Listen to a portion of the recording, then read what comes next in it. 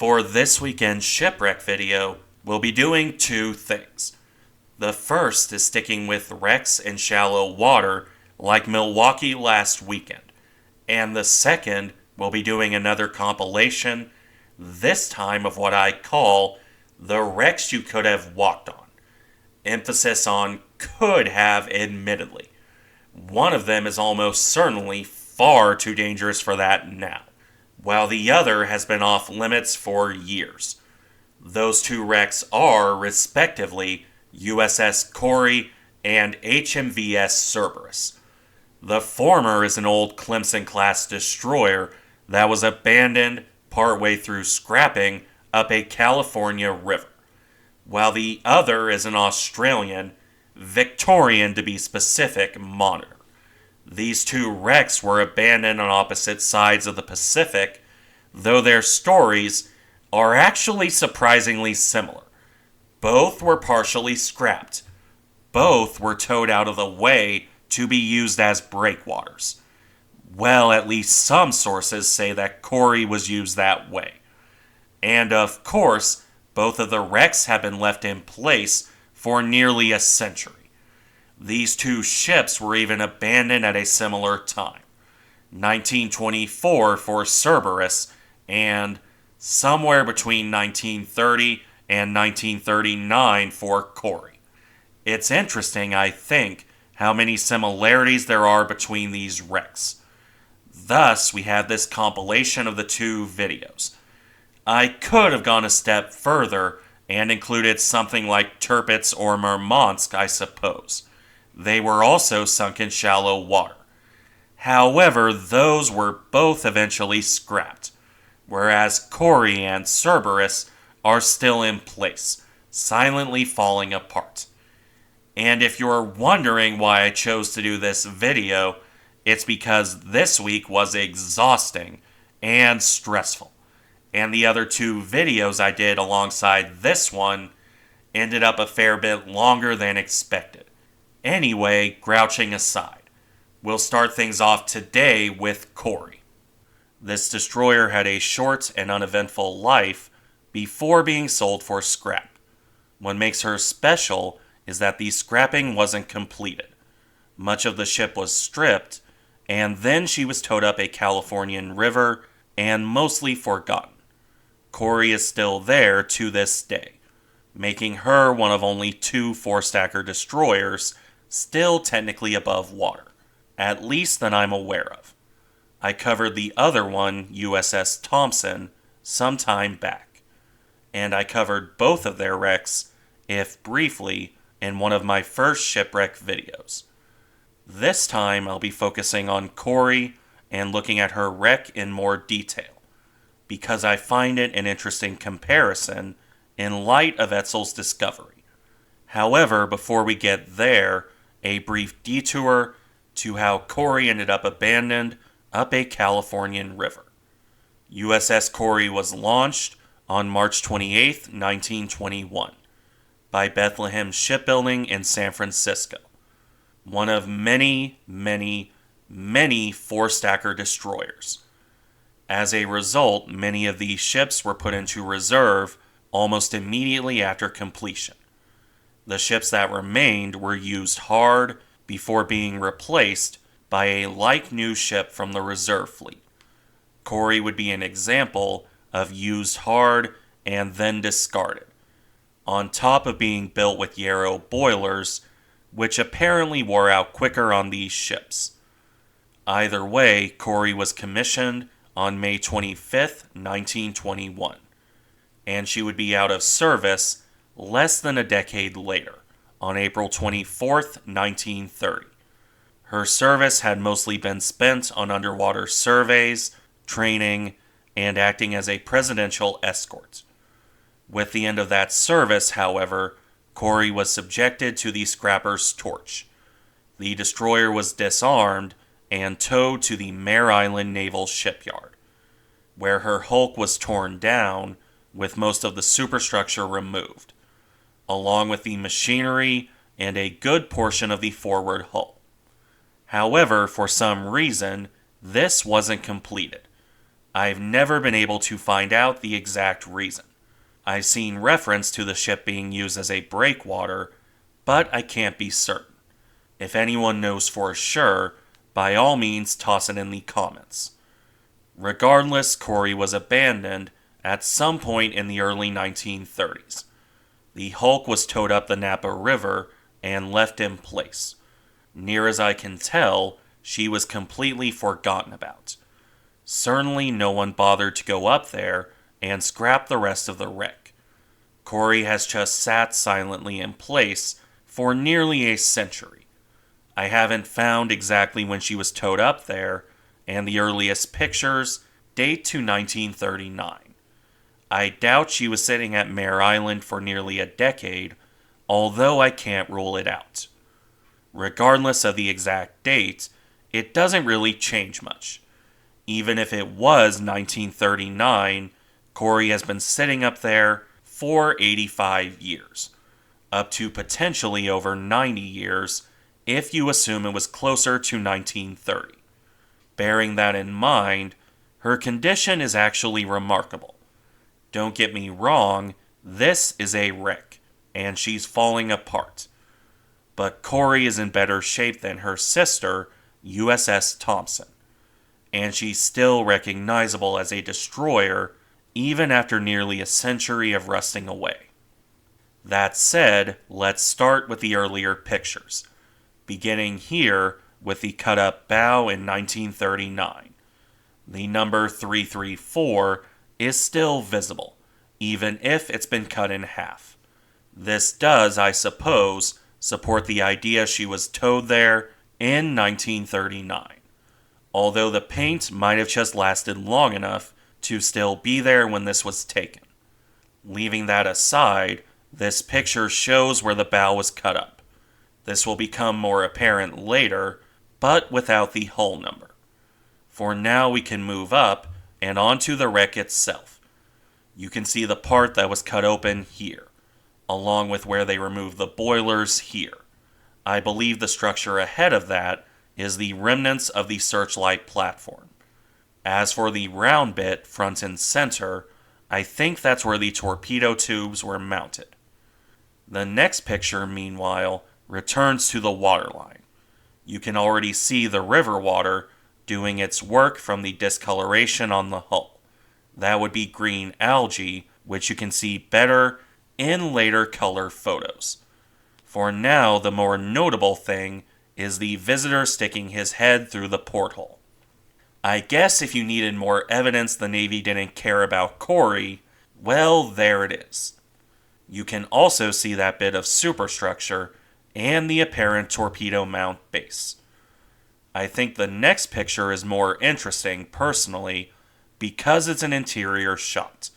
As noted at the top, the berthing compartment, which is flooded out, meaning that somewhere the ship is already open to the water. Yet a good bit of piping and the like is still in here. This is an area the scrapyard didn't strip out, at least not completely.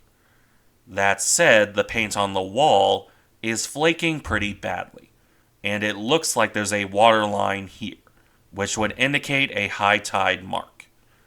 Meanwhile, back on the upper level, we have the captain's stateroom, or rather, part of the ship that was cut open outside it. Again, there's more here than you might expect, from the wooden door to the various bits scattered about, from crumbling metal here to what look like cabinets behind it. There's also some portholes here, and some partially scrapped metal on the deck. As for the last picture from 1939, well, there's not much to say here. The deck is still mostly intact, and you've got a visitor holding up the Y from her nameplate. Not much else to note. So let's move further along in the timeline of this wreck. In this case, to 1966. 3 things jump out here to me. First, the gaping hole in the bow. That's where her number, 334, used to be painted. There's nothing left by this point, about 30 years after she was probably abandoned. The second thing for its part is the lack of structure above the portholes. There's something here, but nothing else. And the third note is the overall condition of the wreck. Black and white pictures aside, there's more rusting. She's not really falling apart from this angle, but Corey is certainly showing her age. That's even more clear in the second picture, much closer in, showing rusting along the waterline and the deck. A lot of discoloration. It's also apparent towards the stern how far Corey sinks down at high tide. Beyond that, the only details are the portholes and the upper part of the hull. On the subject of the upper part of the ship, we have the last of these old photos. Another look at the deck, where the march of time is clear in how much has rusted away. In multiple areas, the deck has collapsed. Yet, for the moment, the searchlight platform, if that is what it is, remains in place. Unfortunately, this is the last picture we get of Corey before more modern visits, at least that I've been able to find. Exactly what she looked like in, for example, the 1980s, that isn't entirely clear. Nonetheless, by the time you hit the 21st century, the wreck is looking more like just that, a shipwreck. Take, for example, this picture from 2004. At this point, and at least from this angle, Corey isn't terrible. The upper level is basically the same, including the gap in the bow. The waterline, on the other hand, is starting to show serious wear. But that's about it. So let's move on. This time by 3 years to 2007. I'll link where the pictures came from as we start at the stern. This part is often underwater in pictures of the wreck, so it's a bit of a rare look, presumably at low tide. Regardless, you can see the impact of that constant submergence. Corey's stern is pretty badly rusted out. The waterline doesn't look terrible, all things being equal. It's in more or less one piece. The upper level, however, is rusted out. It makes for a striking comparison to the ship during her scrapping. Now, on the other end of the ship, things are almost reversed. The upper level of the bow is still in roughly the same shape. The waterline, on the other hand, is very rough. You can see that green algae I mentioned earlier, and above that, where the hull is starting to rust out. If Corey is going to collapse anywhere, this is it. The hull plates, already thin to begin with, are splitting apart. And that's not even remotely as bad as the part directly behind it. A gaping hole in the side, almost certainly the result of tidal action. Water constantly flowing against it until the ship gave way. A hole that's gotten bigger in the intervening years. Either way, that ends things for this section. I'll link some more pictures in the description and round things off with 3 more angles. First looks at the wreck from Google Earth. This one is from 2015. At this point, the wreck is still recognizable as a destroyer. You have the sleek lines you'd expect, even if basically everything above the waterline is a rusted out wreck. I'm not sure when this next picture was taken, but it's a good look from above.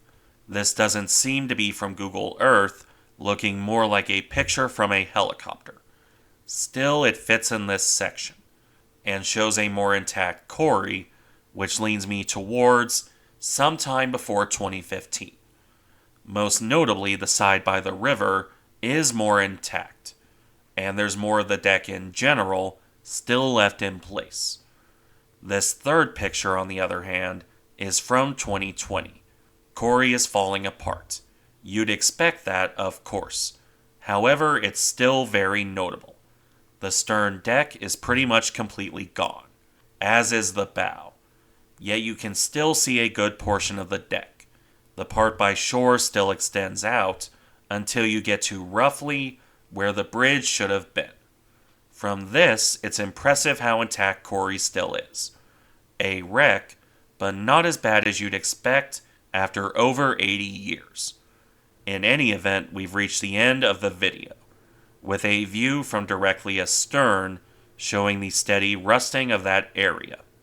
I found this picture a good ending point. You can still see the shape of Corey's stern, a distinctive four-stacker feature, and yet it's falling apart. Corey was, for the longest time, the best example we had of a Clemson. Now that Etzel and Stewart have been discovered, that has, of course, changed. Nonetheless, that doesn't mean Corey or Thompson should be forgotten. They already were by most people that didn't live in the area for a very long time. And with this, we come to the end of USS Corey's wreck. It's unfortunate how much she's fallen apart over the last decade or so. Unfortunate, but not surprising. No one's been trying to preserve her, and almost a century in the open is not kind to any ship, even ones that are actively being preserved. You only need to look at how rough Olympia is, despite all the best efforts of her staff. In any event, though, let's move on to Cerberus now. Corey has very visibly fallen apart over the years. Cerberus, on the other hand, has not. Above the waterline, the wreck still looks mostly recognizable, from the turrets to the little that remains of her upperworks. She's certainly sunk deeper into the mud, but the point remains. Cerberus is much more recognizable than Corey, as we'll see moving into the old video now. A relic of a bygone age, in both design and history. That wreck is HMVS Cerberus, a remnant of Australia's colonial history and of a time where monitors were the popular ship. This wreck has several features that make her stand out. However, this is also a wreck at real risk of breaking up. Cerberus has been rusting away for nearly a century, and the hulk shows that as she steadily breaks apart. Various plans have been put forward to stabilize the situation, but to my knowledge, none have gone through, and Cerberus remains an imperiled piece of history. Now, with all of that out of the way, how did Cerberus end up in this position? Well, for that, let's talk about what this ship was. First and foremost, a relic of colonial Australia. The HMVS in her name relates to that topic. Her Majesty's Victorian ship. That's not directly in relation to Queen Victoria, although it was during her reign. No, that's in relation to the colony of Victoria, from the days before Australia was unified, which was, admittedly, named for Queen Victoria. At the time Cerberus entered service, in 1870, Victoria had its own naval force. Not a large one, but large enough to be its own thing. Thus, HMVS Cerberus, a ship that had a fairly quiet career. Not terribly surprising for a monitor based in Australia. There were no major conflicts in the area during her service life. The ship never sailed far from home and never fired her guns in anger. This career would last from August 1870 until 1924, during which the ship had two name changes. First to HMAS Cerberus when the shift to Royal Australian Navy came in 1911, and then to HMAS Platypus on April 1st, 1921, to reflect the change in role from coast defense to submarine tender. By this point, the ship was thoroughly obsolete, and her guns hadn't even worked properly since 1914. This new lease on life would prove short-lived. Cerberus was decommissioned in 1924, and then sold for scrap on April 23, 1924. However, the ship would only partially be scrapped. The most valuable parts were removed, but much of the hulk remained intact. In fact, only one of the turrets even had armor removed from it, which you can see in the modern day with these two pictures. Not to mention the guns remained aboard. Apparently, the cost to scrap Cerberus outweighed the scrap value of her metal. Considering it was 1924 and the Washington Treaty was leading to a mass scrapping of warships, this probably isn't surprising. The steel market had plenty to work with. In any case, Cerberus was towed out to Half Moon Bay near Melbourne, where the hulk was sunk as a breakwater, in 10 feet or 3 meters of water, just 650 feet or 200 meters from shore. And she has remained there for just under 98 years as of this upload, steadily rusting away as no one bothered to keep the ship maintained. Not that you'd expect that for a breakwater, mind you. Although, that said, it has led to the ship gradually falling apart over the years. There's relatively few surviving photos of the Hulk's early years. The ones I'm putting on screen now show a mostly intact wreck, right down to the superstructure and turrets. However, I'm not sure if these are from her time as a tender or as a breakwater. The pictures aren't dated. Nonetheless, they're a good look at the ship, especially after she left active service, one way or another. Now, with that out of the way, let's move on to pictures of the wreck ranging from fairly old to pretty modern. These will show how much the wreck deteriorated from the 1960s to the modern day. That decay can be tied to a couple sources. The march of time, of course, being the major one.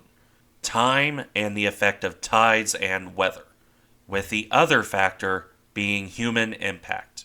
For many years, locals and tourists alike would board Cerberus. People would even have picnics on her rotting deck while poking around the superstructure and the turrets. This isn't inherently a problem on most ships. However, Cerberus is old. Even when people were poking around her decks, this ship was an antique. And unlike museum ships, she was not being maintained. So people wandering around the ship, even if they didn't take anything, would have worn her down. Maybe not to any noticeable extent, at least at first. But after decades of that, coupled with the passage of time, well, the combination of the two has worn the ship down. This is apparent looking at pictures like this one, where you see the hulk still largely intact, above water with the deck planking in place. However, the superstructure is bare. Just the turrets and what I believe is the conning tower remain, with a lot of graffiti covering everything. While I don't have a date, the quality of the image and the peace sign lead me to think this is the 1960s or 1970s. Maybe the 1980s at the high end. We can see another image here from another angle. There's less apparent graffiti, and the rusting isn't quite as bad either. However, there aren't many details to speak of. There's the size of the monitor compared to the sailboats next to her, and a sign of some sort here, but I can't make out what it says. You can also see that the wreck is still in one piece, at least at this point, right down to the shape of the bow and the structures on top of it. Something you can see better here in a picture taken aboard Cerberus. This looks like the bow, judging from the equipment in frame, and for that matter, the graffiti, specifically the KEN on the turret, which you can see in both pictures. The notable thing about this one, however, is the deck. Even if we assume this is the 1960s, that's still 40 years of exposure to the elements. And the deck looks perfectly fine. The individual planks in place without any apparent rotting. Whatever paint they might have had is long gone, but the planks are still there. If this is the 1970s or 1980s, that makes it even more impressive. The people on the side are probably an example of curious visitors. or locals visiting the ship for one reason or another. Before we move on, I have a couple more pictures of the wreck above water. First, this one from above. At this point, Cerberus was still firmly above water. You can see the deck and the side of the hull with no signs of a list. Whenever this picture was taken, the hull hadn't deteriorated at least that much. And then there's this much closer in picture from the superstructure, looking down on the bow, which is again perfectly intact. There's no real signs of damage here, aside from some rusting. Now for the last above water image, where we can see two things of note. First, that the hull has started to list slightly, and second, that Cerberus is sinking. She's lower to the waterline, and the rusting is much worse here, which leads directly into what the ship currently looks like. In 1993, Cerberus suffered a major collapse.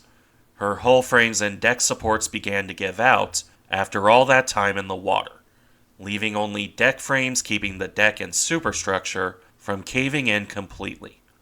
Moreover, as you can see, the ship sank deeper into the water. Cerberus has been gradually subsiding deeper and deeper into the bottom. Because of this, the Australian government put a 100-meter or 330-foot exclusion zone around the wreck. No one is allowed to board her or swim around Cerberus.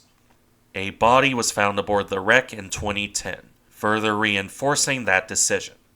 And when you look at the wreck, it's easy to see why. There's very little left above water, and anything beneath the waves is only going to get worse as time goes by. The water is going to be rusting the metal and rotting the wood at an accelerated pace. You can already sort of see that looking at the wreck from directly above. Compare how the parts underwater look to the parts above the surface. This isn't like Endurance, which I covered last weekend. Cerberus is in warm and very shallow water. The parts beneath the surface are only going to get worse every year. You can see that in this picture too, as well as an interesting detail. The hull is listing a little bit. Water is starting to go over the superstructure when at higher tide. That list and the tides are more apparent here, where you can see green starting to overtake the bleached wood, and more rusting on the turrets. That is likely why the parts above water, as seen here, are getting rustier. Cerberus is falling apart, and will probably not last much longer, in the grand scheme of things.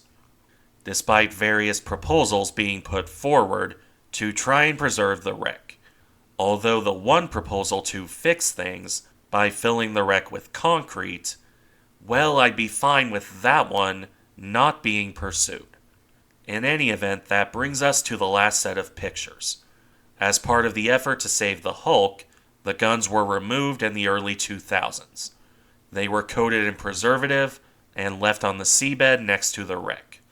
You can see that here with the empty turret top. While they were aboard, the guns were a popular attraction. For admittedly good reason. These were big, rusty iron monsters, 10-inch muzzle loaders, which weren't exactly common to look at, and probably one of the most interesting things on this wreck. That went for looking at them on top of the turrets, like here. It also went for looking at them from inside the turrets, as seen here, where both the guns and mountings were still intact. However, the weight of the guns was too much. Taking them out lightened the load on Cerberus, so I can't argue the result. Even if it does mean we only have pictures like these remaining, foreseeing the ship with her guns still in place. When they were aboard, they certainly made for a striking image, although I'm not sure I'd climb on top of them like this guy is. Regardless, we've reached the end of the video, with this one picture. Cerberus nearly completely underwater, with waves lapping at her rusting turrets and flooding holes in the deck. I do hope that a plan goes through to save this ship. She's a valuable historic relic and deserves better than falling apart into the Australian seabed. My statement at the end of that video, hoping that Cerberus is saved, still stands, even if that's about as likely as cats taking to the air. There's not much left to save beneath the waterline. A documentary, I want to say Mysteries of the Abandoned, well, they looked at Cerberus, and beneath the waterline, there's really not much left of the wreck. That's why the encase her in concrete plan came to be. Preserve the deck and turrets, and give the rest up as a lost cause. In hindsight, I can see the appeal, I'll admit. Either way, that brings us to the end of this video. Looking at two wrecks that, at first glance, seem nothing alike, until you look closer and realize there's a surprising amount of similarities between them. Funny how these things work out, isn't it? Thank you for watching. Remember to like, comment, and subscribe if you enjoy the content, and I'll see you in the next one.